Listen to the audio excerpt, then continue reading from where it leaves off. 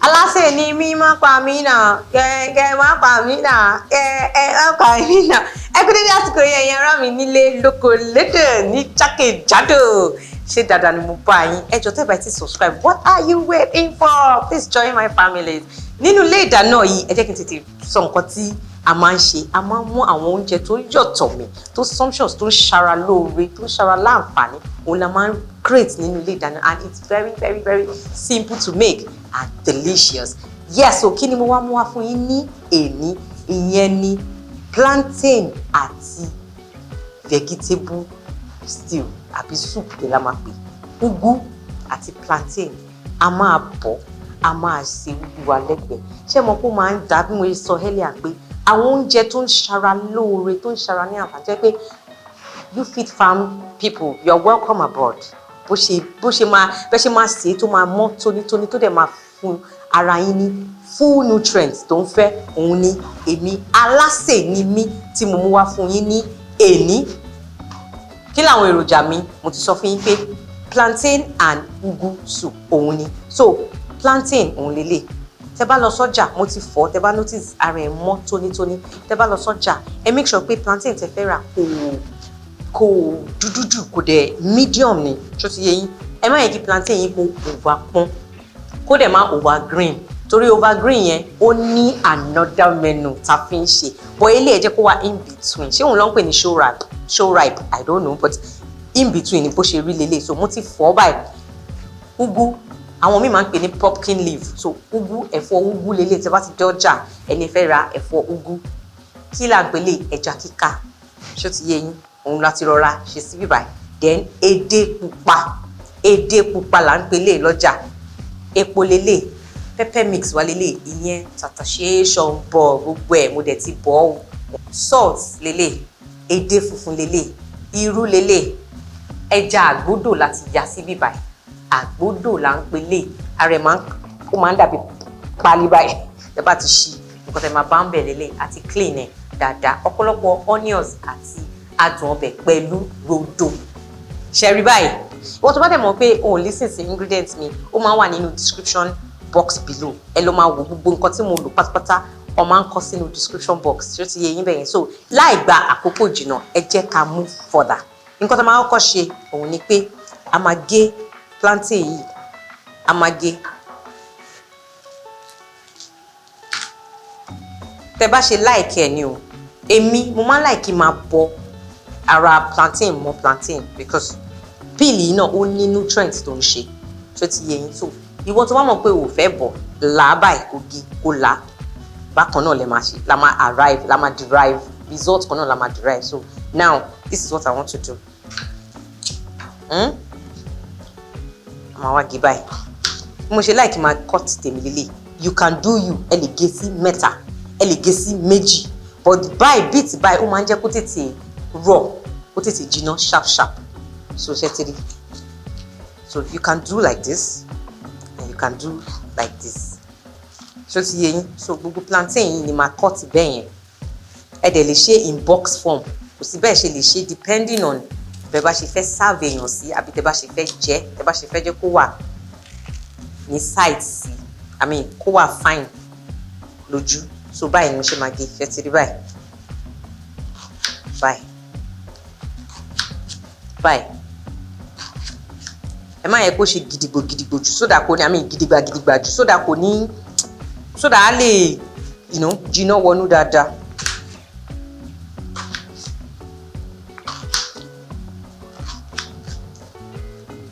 Ṣé bá notice pé ṣe ti rí inú ẹ̀ ṣe pé ó tán jòjòjòjò bẹ́ẹ̀ yẹn. So plantain tẹ́ bá ẹ̀rọ omi mi ó ti ń hó lọ, ó máa ń headache fast á tètè ṣe kí ni, á tètè jiná. So plantain yìí sìn, omi yìí ti hó dáadáa, màá wá kó, màá wá ṣe kí ni, màá wá máa sọ sí báyìí. Ẹ rọra ó má lọ ta. But tẹ́ ẹ bá gbómi kaná yẹn ò ní pé kò ní jiná náà, but just to save time òun ni mo fi gbé omi mi kaná. So ṣé ti rí?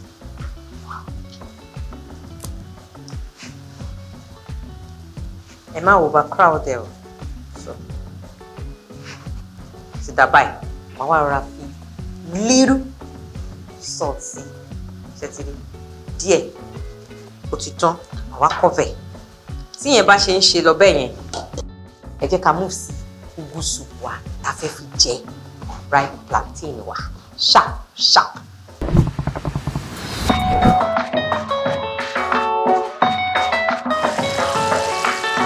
Ní báyìí mo máa da pan wa àti heat ẹ lọ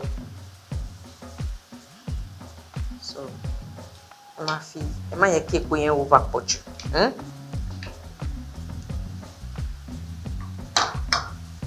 jẹ́ kó gbá díẹ̀ má sọ fún yín pé kẹ́ máa ní sùúrù àwọn oúnjẹ tó bá ti warrant pé base ẹ ń dá nǹkan pọ̀ ẹ ń ṣe kíní ẹ má kàn má sáré dà pọ̀ ẹ máa take time yín ni tó bá jẹ́ epo ní ẹ̀rọ ra fílẹ̀ because epo mi wà lójú ẹ̀ ó lè fine but tó ẹ bá tètè tẹ́ ẹ bá jẹ́ kó gbá díẹ̀ tẹ́ bá ń jẹun ó máa ha yín ní ahọ́n ni kò ní really da ṣóyè yín so kò dẹ̀ ní fún yín ní nice taste after eating so ní báyìí epo mi ti bleach díẹ̀ mi fẹ́ kó gbá púpọ̀ because ugu la fẹ́ sè kò kí ń ṣe àfẹ́ dín ata rice ó ti yé yín so àmọ́ wá da gbogbo àlùbọ́sà yìí sí mọ̀ pé mo sọ fún yín pé mo like àlùbọ́sà and aside pé mo like àlùbọ́sà ẹ jẹ́ kí àlùbọ́sà kó máa marry àwọn ìyá òróró lẹ fẹ́ fi ṣe nǹkan ní àbí epo it gives your meal another taste try it and enjoy. Do you know that sound? If you know it, that means you're my very good fan.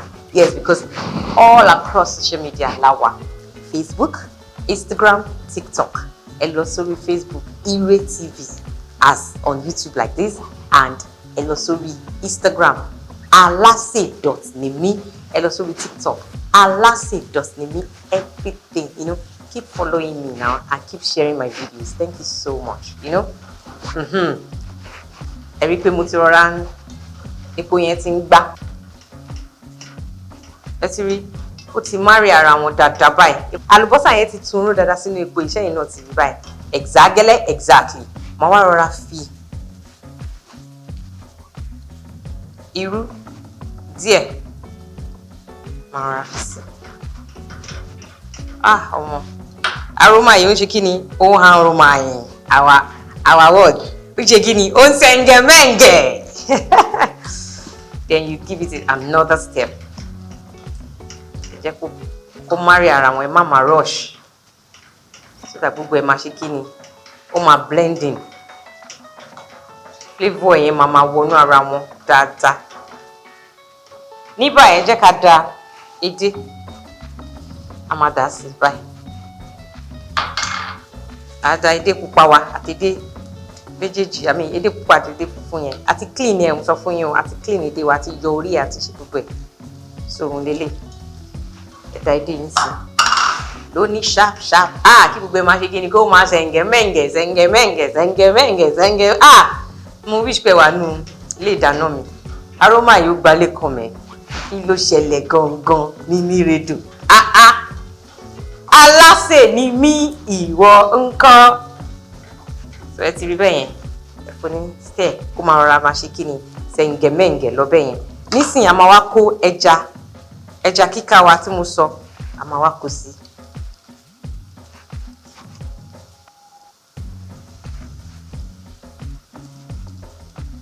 ẹ notice pé gbogbo ẹja yẹn mo kó sí ìyẹn Cray Fish ẹja kíká Cray Fish pupa anything fish ẹ dà sí báyìí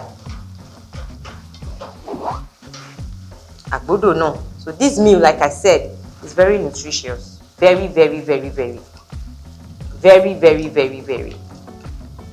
so àgbódò yẹn náà ẹ ṣe kí ni ẹ dà sí a máa wá cover kó dín fún like maybe 3 to 5 minutes a fẹ́ jẹ́ kí gbogbo ẹ̀ kó ṣe kí ni kó incorporate kó marry kó ọ̀rọ̀ wọn kó yẹra wọn dáadáa yékéyéké tẹ́ bá notice pé epo kò pọ̀ pé ẹ rí pé epo yóò ní lè ṣe kíní ìdíní ẹ lè add epo sí báyìí provided pé epo yín dà tó bá dà tó bá ń ṣe tó bá jẹ́ epo tó máa ń sun ẹ sáré gba díẹ̀ kẹta sí báyìí ni So nísìn I'm going to cover it while I clear the space. Ẹ jẹ́ kó dín níwọ̀nba. Mi tí fi adùn ọbẹ̀ sí, mi tí fi iyọ̀ sí.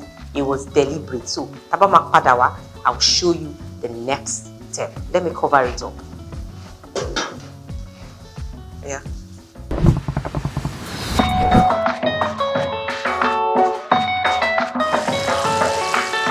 So like to the etiri, mo jẹ́ kó marry ara wọn, kó ṣe kíni, kó ṣẹngẹmẹngẹ mọ́nú ara wọn. Color wọn kó ṣe kíni, kó yéra wọn. So ní báyìí ó ti yéra wọn, I'm 100% sure. Nǹkan tí màá kọ́kọ́ dà sí ni rodo. Tẹ́ bá mọ̀ pé ẹ kì í jẹ rodo púpọ̀, ẹ reduce ẹ, but eléyìí ti tó mi báyìí. Èmi ṣe rọra blend tèmi. Mo máa wá gbé pepper mix mi. Ìyẹn tàtàṣé rodo bá wà. Alubosa, tomato, tara lọ́jà, ta lọ, ta wá sè. Ẹni mo like it nípa bẹ́ẹ̀ ni. So bí ó ṣe wà yín sìn, again, I give it a stir. Ẹni tẹ́ máa ń jẹ ata púpọ̀, ẹ̀rọ ata sí báyìí. Màá wá ṣe kí ni? Àwọn afi adùn ọbẹ̀ sí. Ẹ rọra o because edé white òun la lò. Ẹja kíkà yẹn náà dẹ̀ ní gbogbo ẹ̀, wọ́n ní àdùn tiwọn. Irú náà ti wà ń bẹ̀. So ẹ wọra ìwọ̀ntúnwọ̀nsì ní nǹkan tẹ́ máa fi sí. Àtàdùn ọbẹ̀ o àti ìsebẹ̀. So that was why I told you that it was deliberate. Mo fẹ́ kí gbogbo ẹ̀kan tún oró síra wọn ni nínú kìíní. So you now add little salt. Báyẹn. Màá rọra bu omi kínkínní, just little. So that just little. Àwa rọra tún ṣe kíni, à cover fún like another 3 minutes so that ata yẹn tó bá yẹ pé ẹ ti bọ ata yín, which my advice kẹ́ bọ, but ẹ bá yẹ pé ẹ ti bọ pepper mix yín tẹ́ ṣe dá sí yẹn máa dúró longer time. So my own mo ti bọ, so màá cover ẹ̀ sìn pẹ̀lú rodo tí mo ṣe dá sí àti pepper mix yẹn, màá tún jẹ́ kí wọ́n marry ara wọn fún like 3 minutes. Tá bá ti wá padà dé, àdá gbogbo sí. After that, a máa ṣe lè. Màá cover ẹ̀ fún like 3 minutes nsìn. Plantain wa a máa sieve, a máa yọ ara yẹn lọ tó ti yé yín sharp mọ́ ẹ̀ ní.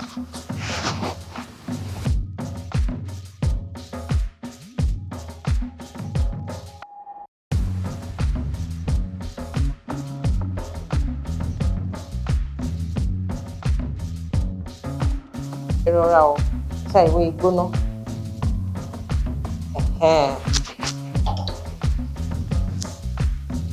Take it away.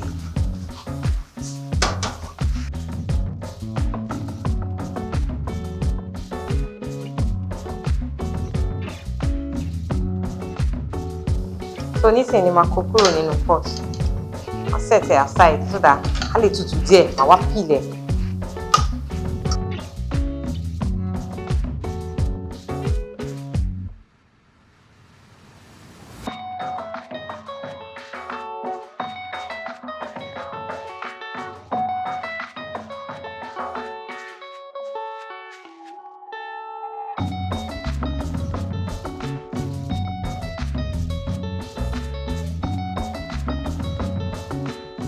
So ní báyìí máa set ẹ̀ aside kó kàn tutù díẹ̀ ní ráńpẹ́ máa wá ṣe àpilẹ̀. So kó máa rọra wà báyìí. Uncle stew wa. Ooh la la. Ooh la la, shios.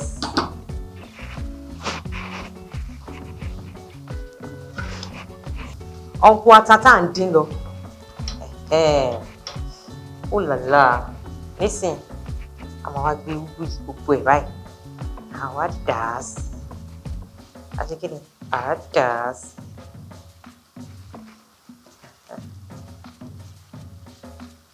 So that gbogbo yín ò ní stain.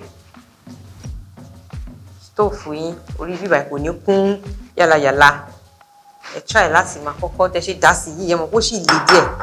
Ẹ wá ṣe báyìí. Ẹ má ti sáré máa rò àjẹ́bẹ̀ gbogbo ẹ̀ ló máa kúnlẹ̀. Mélòó dẹ̀ lára?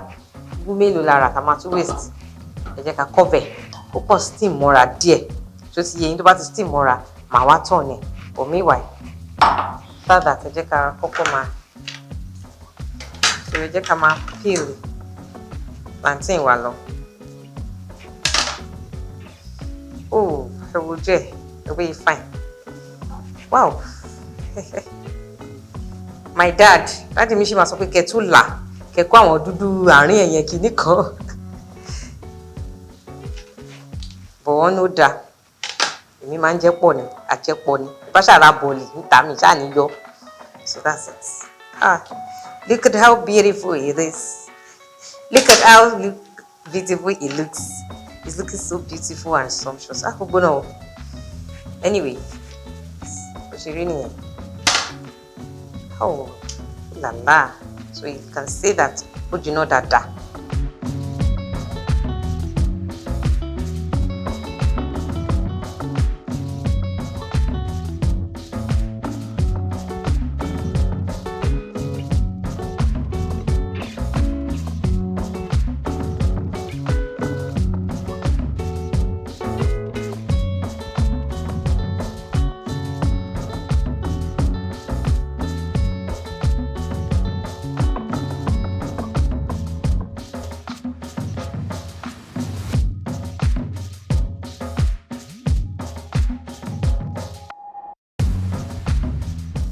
Ẹlòmíì gan máa ń jẹ báyìí láti pò á kàn máa tẹ̀ sẹ́nu bẹ́ẹ̀ but because àwa máa serve pẹ̀lú ọbẹ̀ ugu tó yanrantí tó sweeting tó dùn rí lójú tó tún sẹ́ngẹ̀mẹ́ngẹ̀ ní jíjẹ lẹ́nu dùn plantain I love it very much beautiful. Don't waste it in my case. Anybody wants to come here.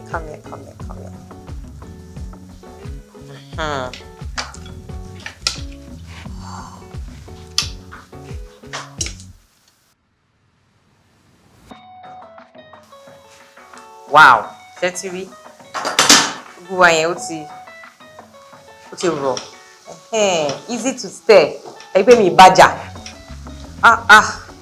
Isn't this beautiful? Bó dẹ̀ ṣe beautiful lójú tẹ̀ ń rí pé ó dẹ̀ fine o.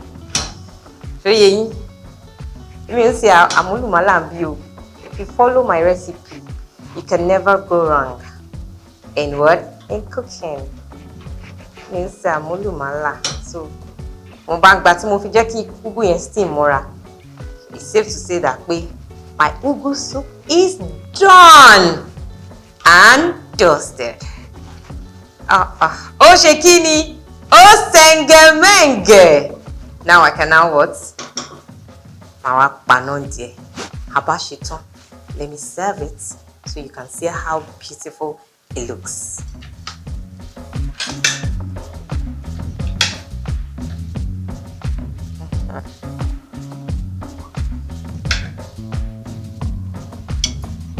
Okay.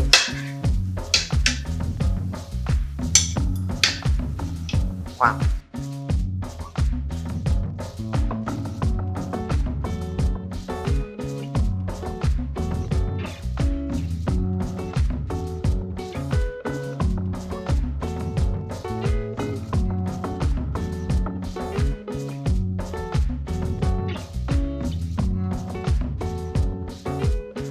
Gbé. Ẹsẹ̀ rí.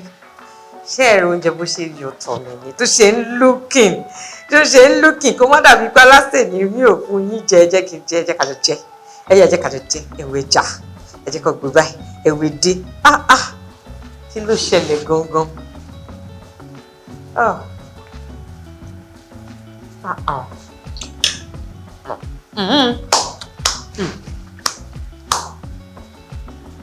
Aláṣẹ ni mí mo fi ọwọ́ ẹ̀ sọ̀yà